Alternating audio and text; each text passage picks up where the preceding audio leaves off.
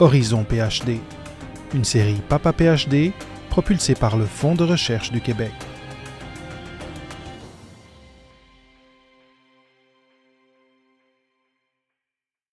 Bienvenue sur ce nouvel épisode d'Horizon PhD.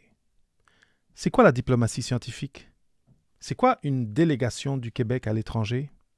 Quelle est ta place dans une délégation à Munich, à Séoul, à Rabat? Ce sont des questions très intéressantes, j'imagine mystérieuses pour toi, et aujourd'hui, dans ce nouvel épisode d'Horizon PhD, je t'apporte ma conversation avec la déléguée générale du Québec à Munich, Geneviève Rolland, au cours de laquelle je les lui ai posées pour toi. Donc reste avec nous et n'oublie pas de suivre le lien si tu veux te tenir à jour sur les appels à candidature ou en savoir davantage sur le programme des scientifiques en résidence du FRQ. Bonne écoute! Commençons par toi. Dans ce programme-là, c'est quoi ton rôle?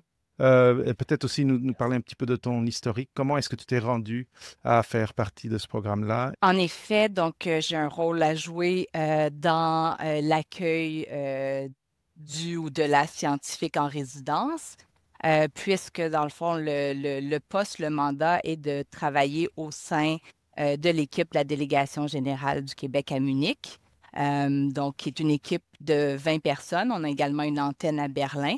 Et donc, mon rôle est, oui, de représenter le gouvernement du Québec sur l'ensemble du territoire, donc en Allemagne, en Autriche et en Suisse, et est aussi de gérer et d'encadrer l'équipe d'employés à la fois recrutés localement ici en Allemagne ou d'employés québécois qui viennent travailler avec nous.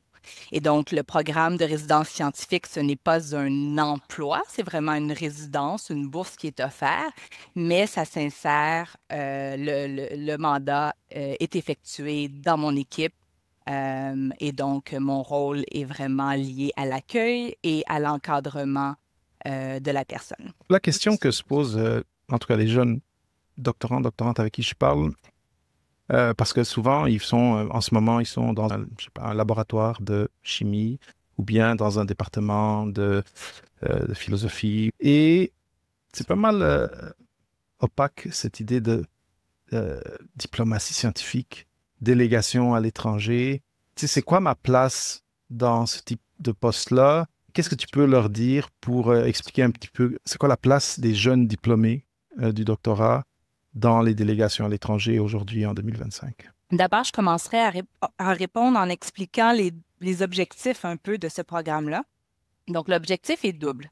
D'abord, le FRQ, le LOGIC, les Offices Jeunesse du Québec internationaux, et le ministère des Relations internationales et de la francophonie ont pour objectif de permettre à des jeunes doctorants d'avoir une nouvelle expérience, de pouvoir justement avoir peut-être un premier poste de travail sur le marché du travail après leurs études.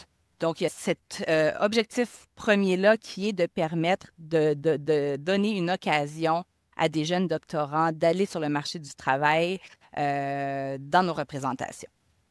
Et le deuxième objectif, c'est là où c'est particulièrement intéressant pour moi, c'est de nous appuyer dans notre mandat. Notre mandat est très, très, très diversifié. On fait de l'appui aux entreprises, on aide les artistes, on aide les universités à développer des partenariats. On est des généralistes. On travaille toutes sortes de domaines, de la mode à l'aéronautique, l'intelligence artificielle.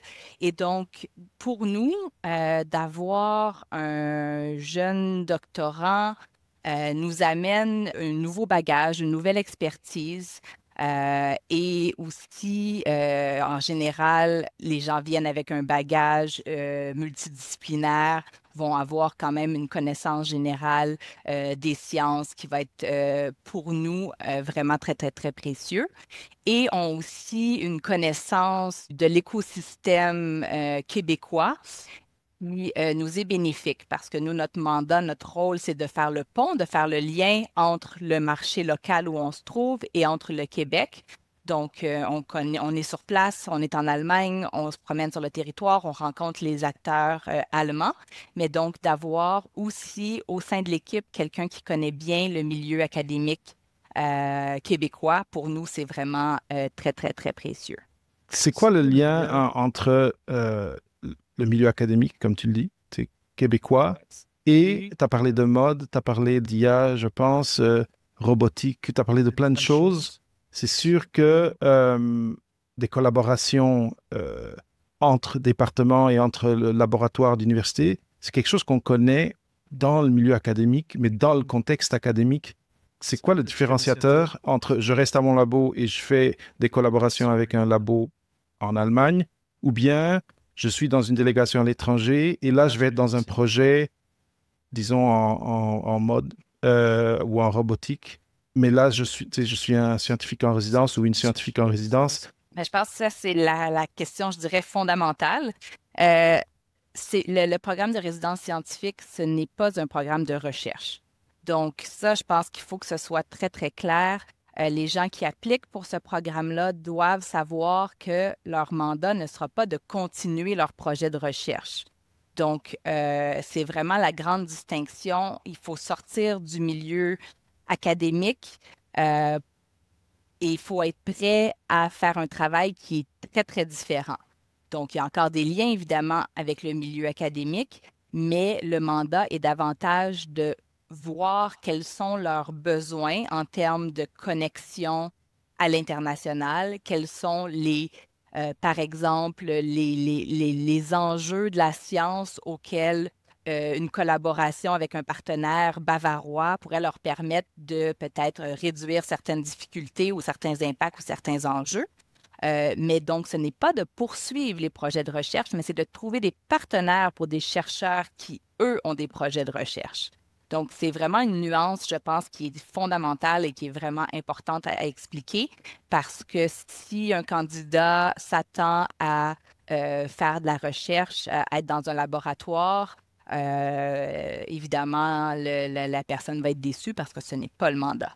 Par contre, c'est Mhm. aussi extrêmement stimulant d'être capable de mettre en place des projets de financement, de mettre en place des appels à projets pour financer des projets de recherche internationale. C'est ultra gratifiant de pouvoir justement mettre des chercheurs ensemble quand on a identifié qu'il y avait un intérêt commun et donc il y a une gratification qui est tout autre, là. Toi, tu as déjà mentoré tes différents candidats et donc tu peux voir exactement ou peut-être nous partager exactement qu'est-ce qui différencie ces personnes-là qui viennent à travers le programme des scientifiques en résidence versus des personnes qui sont déjà dans l'équipe et qui, par exemple, sont euh, attachées en innovation. Est-ce que Mhm, c'est ça le terme? tout à Donc, fait. parce que je trouve que c'est important pour les gens qui viennent de terminer leur diplôme de les rassurer d'une certaine façon et de leur dire, oui, tu vas sortir du milieu académique et de la recherche, comme tu viens de le dire, mais ton diplôme, tes apprentissages, tes compétences Mhm. transversales sont différenciées et sont importantes et vont apporter quelque chose de plus à l'équipe que tu vas intégrer à un moment donné. Je commencerai par expliquer sans nécessairement dire un projet type, mais je pense que l'illustration est plus facile si on est dans quelque chose de concret. Donc, OK. des exemples de projets sur lesquels un scientifique en résidence va travailler. Par exemple, j'ai mentionné un peu plus tôt les appels à projets. Et donc, une des choses qu'on fait dans les délégations, c'est de discuter, négocier, faire des ententes avec des partenaires, soit gouvernementaux, soit privés, institutionnels, étrangers. Euh, un exemple, par exemple, avec le gouvernement fédéral allemand, avec le ministère de l'Économie, on a mis sur pied une entente pour offrir des financements à des projets de recherche, surtout dans le secteur de l'énergie, qui incluent à la fois des entreprises et des centres de recherche universitaires. Et donc, le rôle de la délégation, en général, est à la fois de négocier avec ces partenaires-là et ensuite d'identifier, par exemple, les programmes au Québec qui peuvent supporter et qu'on peut utiliser pour mettre de l'avant et pour aller de l'avant avec ces appels à projets-là. On a aussi le mandat et le rôle d'identifier des partenaires à la fois d'entreprise et à la fois universitaires qui vont pouvoir collaborer avec les partenaires allemands. Donc, et ensuite, on va jusqu'à les supporter, les aider à remplir la documentation nécessaire, par exemple, et aussi leur présenter des partenaires ici, leur dresser un portrait de l'écosystème, je vais dire allemand ou suisse, autrichien dans mon cas. Mhm. Donc, ça, c'est une partie de notre mandat et ça se fait, ces mandats-là se font en complémentarité entre, comme tu disais, les attachés en innovation qu'il y a déjà dans certaines délégations et les résidences scientifiques. Et chaque délégation générale, bureau, a plusieurs, en fait, dans chacun des pays, dans chacun des endroits, le statut, le type de délégation, de représentation, je devrais dire, varie. Donc, par exemple, ici à Munich, c'est une délégation générale.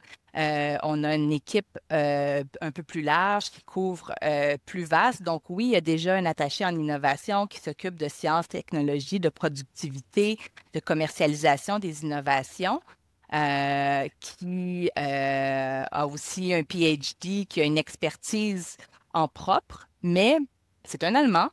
Il connaît bien le Québec, il connaît bien l'écosystème. Ça fait 18 ans qu'il travaille avec le Québec, mais OK. d'avoir une nouvelle perspective, d'avoir quelqu'un qui a un nouveau réseau de contacts au Québec, d'avoir quelqu'un qui a des idées différentes, qui a une connaissance plus approfondie d'un domaine, d'un secteur, pour lui, c'est très, très précieux. Puis ça nous aide beaucoup à aller plus loin dans l'accompagnement des centres de recherche ou des chercheurs québécois. Un Mhm. autre projet type, par exemple, sur lequel un scientifique en résidence pourrait travailler, c'est par exemple l'accueil de délégations québécoises, de personnalités ou de chercheurs québécois. Ça pourrait être, par exemple, Rémi Quirion, le scientifique en chef du Québec, ou ça pourrait être un chercheur d'une université québécoise qui travaille spécifiquement sur un projet d'intelligence artificielle. Donc, on a besoin de gens généralistes parce que le mandat peut changer d'une semaine à l'autre, d'une délégation à l'autre. Mais donc, le scientifique en résidence va être responsable de mettre sur pied ce programme de rencontre-là. Donc, d'identifier quels sont les bons centres de recherche à visiter, quelles sont les entreprises qui font de la recherche industrielle qui est peut-être reliée à ce que notre chercheur québécois fait. Est-ce qu'une rencontre avec le ministère de la Recherche allemand est pertinente pour lui? Donc, de vraiment identifier quelles sont les rencontres qui pourraient amener le plus de valeur ajoutée lors du séjour de ce chercheur-là sur le territoire. Et évidemment, Mhm. ben, ce n'est pas quelque chose qu'il fait seul, c'est une équipe. On valorise beaucoup le travail d'équipe. Donc, pour organiser, par exemple, ce programme de rencontre-là, ben, le scientifique en résidence va pouvoir s'appuyer sur l'énorme réseau de contacts de notre attaché en innovation, de nos attachés commerciaux aussi qui ont les contacts dans les entreprises, ou même de notre adjointe qui va pouvoir donner un coup de main pour la logistique. Donc, Mhm. c'est très important que la personne puisse bien aller cerner quels sont les enjeux, quels sont les besoins des chercheurs. Nous, c'est le bout qui, pour nous, est souvent plus difficile. OK, excellent. Donc, si je comprends bien, il faut une certaine proactivité du candidat, de la candidate, mais il y a un encadrement. Comment ça se passe, cette accélération jusqu'à une vitesse croisière Mhm. dans une résidence scientifique? Oui, c'est un bon point parce que c'est pas au jour 1 où on va demander à la C'est ça. personne d'aller faire une présentation sur l'écosystème québécois en intelligence artificielle devant un groupe de Voilà. chercheurs allemands. On espère que ça va arriver. C'est quelque chose qui, aussi, dans les projets ou les tâches types, c'est aussi quelque chose d'important d'aller justement représenter le Québec, d'aller parler je dis l'intelligence artificielle, mais ça pourrait être de notre expertise aussi en environnement, donc très diversifié selon nos priorités. Mais non, on Mhm. ne lance pas la personne dans l'arène comme ça du jour au lendemain. D'abord, déjà, dès la sélection du candidat, il y a au Québec une formation qui est préparée, qui est organisée. Pour la prochaine cohorte, par exemple, là, au mois de septembre, il y a une semaine de formation qui est organisée où on va parler de préparation, de choc culturel, mais aussi présenter les différents intervenants québécois avec lesquels on va être amené à travailler. Donc, il y a déjà une formation préparatoire au Québec qui est organisée. Où on s'assure que les personnes qui vont partir à l'étranger aient une formation là, minimale et soient le mieux outillées possible avant le départ. Ah Ensuite, oui. ben là, ça dépend de chaque délégation, la façon dont l'accueil des gens se passe. Moi, par exemple, j'ai décidé de, je vais dire, pairer les nouveaux employés, les nouveaux arrivants avec quelqu'un qui a déjà passé par là, qui a déjà vécu une situation similaire. Pas nécessairement une résidence scientifique, mais une autre situation d'expatriation.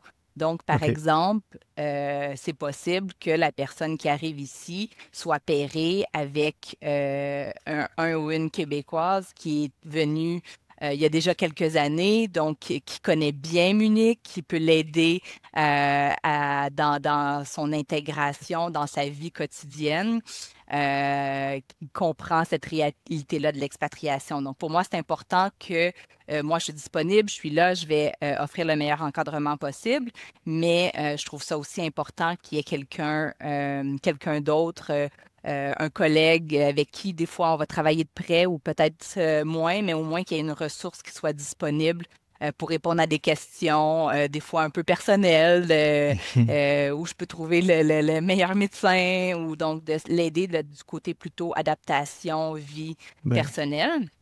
Et ensuite, c'est sûr que il y a un encadrement qui est fait là, à la fois avec l'attaché en innovation, avec le reste de l'équipe aussi pour s'assurer que la personne comprenne bien son mandat puis soit appuyée là, de la meilleure façon possible.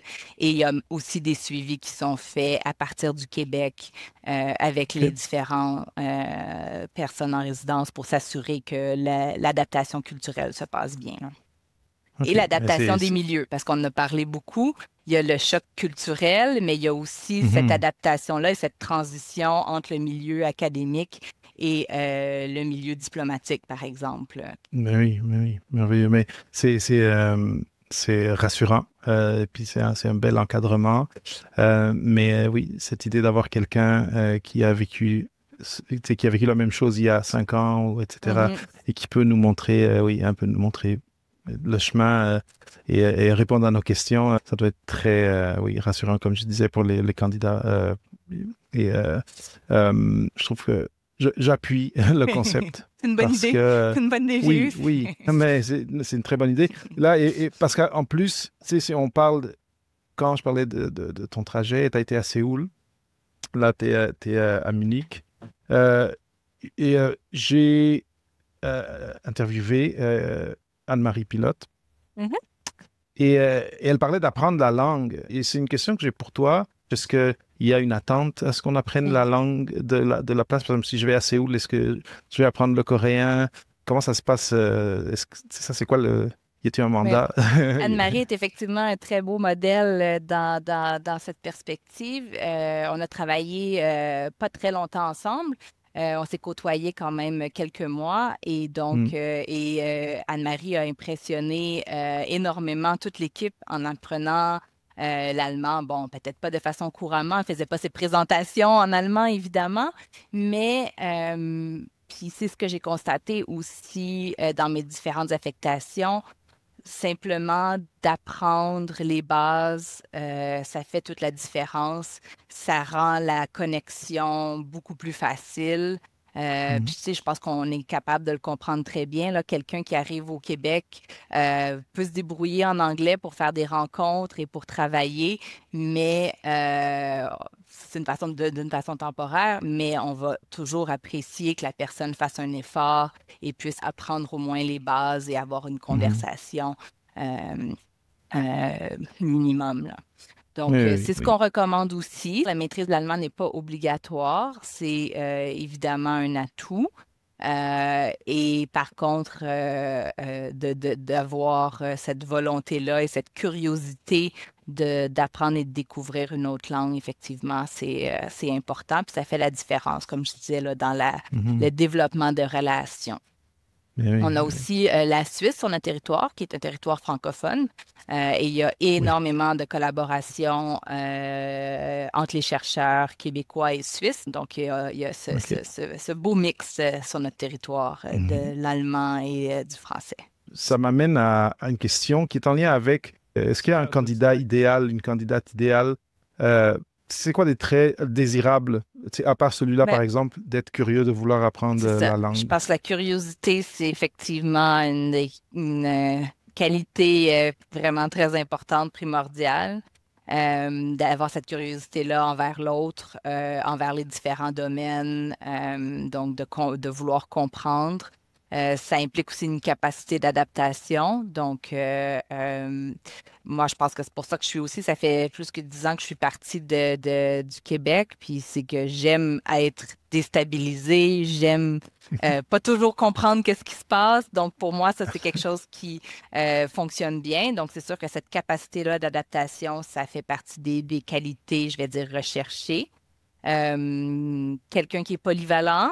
On est des généralistes, on cherche quand même quelqu'un qui a une certaine expertise, mais il faut que ce soit des gens qui une polyvalence et des connaissances variées.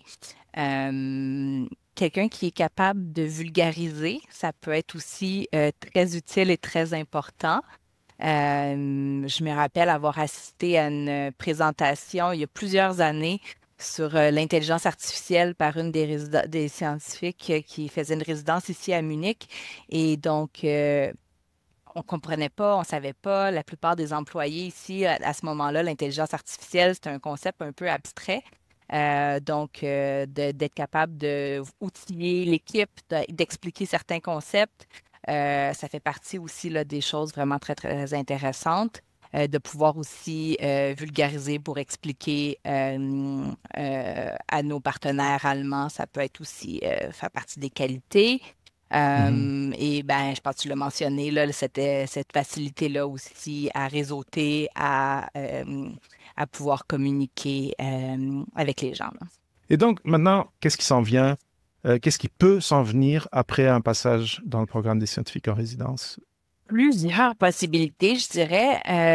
Ben, d'une part, déjà, c'est une expérience d'avoir cette résidence-là. C'est une résidence scientifique sur son CV. Je pense que déjà, dans toute question, dans toute entrevue pour un emploi, c'est clairement une expérience à mettre de l'avant, de l'expatriation, le travail diplomatique, la rencontre de l'autre. Donc déjà, c'est un très minimum, mais déjà, je pense Ben que oui. c'est très utile. Ensuite, j'ai vu plusieurs situations. Dans certains cas, il peut avoir possibilité d'intégrer les délégations. Ça s'est vu. C'est pas nécessairement fréquent. C'est sûr que, par exemple, à Munich, ou pour les employés qui sont recrutés localement, de parler couramment allemand est un critère. Par contre, il y a d'autres territoires. Je pense par exemple à Londres ou aux États-Unis où la maîtrise de l'anglais permet d'obtenir un poste. Donc, pourquoi pas appliquer sur un poste d'attaché en innovation, par exemple, si jamais il y en a un qui est disponible dans le réseau. J'ai vu aussi des résidents, des scientifiques obtenir des offres du fédéral, par exemple dans les OK. ambassades et les consulats. C'est un travail qui est similaire. Ou par exemple au Conseil national de recherche, le CNRC, qui a des représentations, qui a des gens aussi à l'étranger. Il y a quelqu'un, par exemple, ici à Munich. Donc, des opportunités plutôt au niveau diplomatique. Ça peut mener aussi vers des postes, je vais dire, dans l'institutionnel, soit la plupart des universités au Québec, par exemple, ont des départements internationaux où ils vont pas nécessairement seulement faire de l'attraction d'étudiants. On a beaucoup en tête quand on parle d'université à Oui. l'international, l'attraction d'étudiants, mais il y a aussi plusieurs volets de mise en contact de chercheurs québécois avec des chercheurs étrangers, donc chose qui peut se faire en complémentarité avec nos Mhm. équipes. Il y a plusieurs centres de recherche avec lesquels on travaille qui vont peut-être avoir justement certains postes. Ça peut mener aussi à des emplois en entreprise. Mhm. Beaucoup de recherche industrielle. Je pense, je regarde ici en Allemagne, il y a énormément de laboratoires de recherche industrielle qui emploient des chercheurs d'un peu partout dans le monde. Mhm. Les possibilités sont quand même nombreuses, mais encore une fois, surtout hors du milieu de recherche de Ouais. laboratoire, dans la majorité des Oui, cas du moins.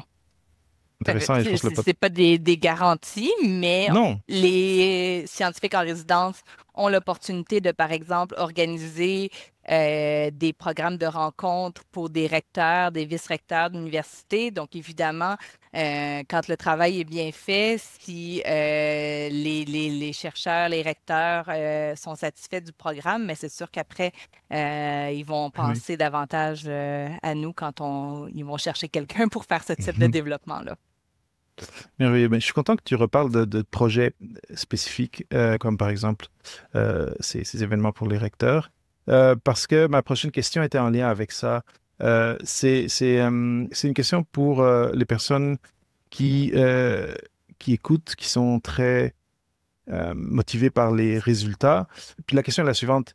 Est-ce que depuis que tu travailles dans, dans le contexte des résidences scientifiques, tu as des exemples de retombées du passage de certains candidats, certaines candidates, ou juste des retombées en général du programme pour toi, pour ta délégation, ou peut-être aussi pour les candidats, candidates avec Mhm. qui tu as travaillé. Le programme a quand même, je trouve, beaucoup évolué. Donc, ça fait quelques années, mais encore relativement nouveau. Mais déjà, Mhm. là, depuis les années, on voit qu'il y a beaucoup une amélioration à la fois de l'accompagnement qui est offert. Et là, c'est comme ça fait quelques années, on commence à justement voir clairement certains résultats. Très variés. Ça peut être, par exemple, je vous donne un exemple concret. En Corée, le service scientifique était pas énormément développé. Donc, après la Mhm. première résidence scientifique, on a doté la délégation, puis en fait, c'est un outil qui a été développé, c'est-à-dire toute la cartographie de l'écosystème coréen de sciences et d'innovation. Donc, on avait déjà à Séoul, la délégation, un réseau, on connaissait certaines universités, il y avait déjà des projets, mais la résidence scientifique a pu vraiment développer cette cartographie-là et nous permettre de mieux comprendre. Donc, c'est tout le Québec qui en a bénéficié. Tous ceux qui veulent faire affaire avec la Corée maintenant peuvent avoir accès à cette information-là. Mhm. Donc, pour moi, ça, c'est un très, très beau résultat. Ben Et oui. comme c'était un créneau qui était moins développé à la délégation, euh, la scientifique va repartir en ayant littéralement construit le service d'appui et Mhm. de développement de la science, de la technologie et des relations. Donc, c'est vraiment un accomplissement, je pense, remarquable puis qui Oui, est un majeur, résultat oui. très, très, très concret. Ça peut être aussi, donc ici à Munich, vous parliez, on parlait de Anne-Marie Pilote qui est passée avec son background, avec sa spécialisation, ben, elle nous a permis de mieux nous outiller pour tout ce qui est de la place des femmes dans la science. On a travaillé, on a fait plusieurs présentations où moi je parlais de ce qu'on faisait au Québec pour développer les places de la femme en sciences. Et donc, ça nous a apporté beaucoup d'expertise. Mhm. J'ai parlé, mentionné aussi la vulgarisation. Ça a été aussi une façon pour nous de bien nous outiller. Après ça, il y a des ententes. Il y a certaines universités, certains centres de recherche qui ont littéralement signé des ententes avec des universités ou d'autres centres de recherche étrangers grâce au travail des scientifiques en résidence. Donc, c'est assez multiple. Mhm. Il y a plusieurs projets qui ont pu être financés à l'international grâce à ces mises en relation-là, ou des fois Mhm. simplement en faisant connaître les programmes de financement. Je pense, par exemple, au programme Horizon Europe, le Canada, en étant membre associé, donne accès aux chercheurs canadiens à des fonds vraiment très importants européens. Donc, Mhm. on compte sur la prochaine personne qui va être ici à Munich, sur le scientifique en résidence qui est en poste à Bruxelles, pour pouvoir aussi faire connaître ces programmes-là puis les diffuser. Donc, en termes de résultats, ben, de financer des Wow. programmes, des projets de recherche, ça me paraît aussi là, un résultat Mais oui, probant intéressant. ouais. Mais oui, c'est majeur. Très souvent, euh, les personnes qui viennent d'avoir leur doctorat et qui ou soupçonnent ou sont déjà certains que leur avenir professionnel est en dehors des murs de l'université, souvent, ils ont cette idée préconçue de, bon, mais là, mon diplôme, il va servir à rien. Et les êtres humains, on aime ça quand ce qu'on fait a un impact. Mhm. Et là, juste les trois exemples que tu as donnés, c'est pas juste des petits impacts, c'est substantiel. Tout à C'est fait. très, oui, c'est très Ouais. conséquent. Et donc, pour ceux qui nous regardent, ceux qui nous écoutent, je trouve que, en tout cas, n'ayez pas de doute de votre utilité comme PhD dans le tissu socio-économique et dans la diplomatie scientifique. Effectivement, c'est une opportunité de contribuer au développement économique puis au développement scientifique du Québec. C'est une autre façon qu'en faisant de la recherche. Mais c'est très valorisant et c'est surtout et aussi très le fun. On a beaucoup de plaisir. Ah Donc, oui, en plus, c'est utile et en plus, on a du plaisir à le faire. oui, c'est merveilleux. En bon français, c'est un win-win. Tout à fait. Euh, Geneviève, on arrive à la fin de l'entrevue et donc ma toute dernière question pour toi, c'est pour la personne qui nous regarde ou qui écoute l'épisode et qui serait indécise, qui aurait ce doute de est-ce que je me revois, tu sais, est-ce que euh, la diplomatie scientifique, ça, est-ce que c'est pas quelque chose c'est pas un terme que j'ai entendu avant aujourd'hui. Est-ce que je devrais postuler? Je sens que j'ai un intérêt, mais je sens quand même que c'est un peu un monde différent de celui où je suis. J'aimerais te demander tout juste de donner un petit mot de la fin d'encouragement et de motivation à, explorer, aller voir les autres épisodes d'Horizon PhD, voir c'est quoi les offres qui sont là en ce moment, mais ton message à toi de motivation à postuler et à faire le processus, parce que la seule façon vraiment de savoir si ce programme est pour toi qui nous regarde, mais c'est de plonger dedans un petit peu, de postuler ou au moins de parler avec des personnes qui sont passées dedans. Mais ce serait quoi ton message à toi pour cette personne-là qui est dans cette curiosité, mais dans ce doute un petit peu? Ben d'abord, je veux quand même faire attention parce que je ne veux pas non plus persuader personne parce que je pense que Non. c'est important Ouais. que les personnes s'écoutent. C'est pas pour tout le monde. Faut le savoir non plus. S'expatrier, changer de milieu, je pense qu'il faut s'écouter. Oui, c'est une opportunité de carrière intéressante, mais c'est pas pour tout le monde. Donc, je veux faire attention. Mon message doit être aussi clair que si de vivre dans un milieu où, par exemple, on parle pas français, on parle peu anglais, c'est quelque chose qui fait énormément peur, ben peut-être que c'est pas pour toi non plus. Mhm, Mais mhm. si tu veux continuer à travailler sur tes projets de recherche, c'est pas non plus un travail à temps partiel, poste d'étudiant. Donc, c'est quand même une nouvelle carrière. Donc, je veux quand même être claire pour ça. Mais oui. Par contre, comme je disais, c'est vraiment très gratifiant de voir concrètement des projets de recherche qui sont financés. Il y a énormément, juste avec la Bavière, il y a tellement de beaux projets qu'on appuie, qu'on supporte, sur lesquels on ne travaille pas. Moi, je ne suis pas chercheur, je suis loin du domaine scientifique, mais de voir qu'on est capable d'appuyer des chercheurs qui travaillent ensemble pour, par exemple, mieux prédire les impacts des changements climatiques, des inondations avec les bassins versants, ou de voir des chercheurs bavaroises et québécoises qui travaillent ensemble sur comment utiliser l'intelligence artificielle pour détecter les tendances suicidaires chez les jeunes.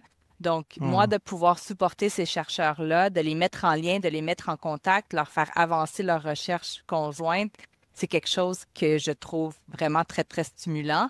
Je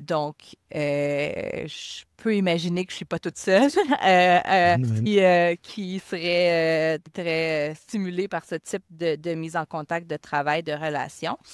Donc, je, je, je- j'aurais le goût de terminer comme ça en disant que c'est vraiment à la fois un mandat et un rôle qui est utile, gratifiant et aussi là, très agréable et amusant.